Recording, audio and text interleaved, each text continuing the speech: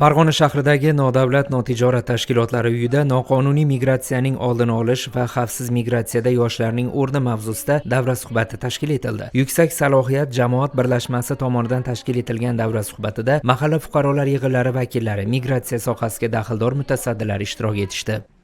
Bu loyihamiz xalqaro migratsiya tashkiloti bilan birga hamkorlikda bo'lyapti. Shvetsiya Adliya vazirligidan qo'llab-quvvatlangan moddiy tomondan nima uchun? Qanaqa yordam qilaylikda mana shu migrantlarni sonini kamaytirish uchun. Bu pilot loyiha.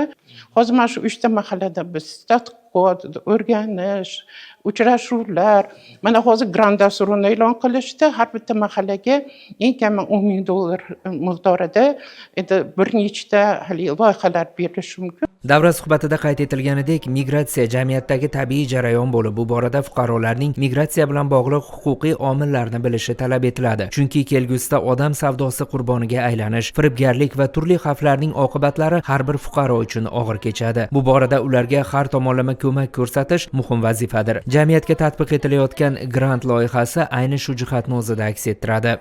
Uni migratsiyaga chiqib ketishni to'g'ri tashkil qiladigan bo'lsak, O'zbekiston Respublikasiga juda ham katta bir foydasi kelishi mumkin.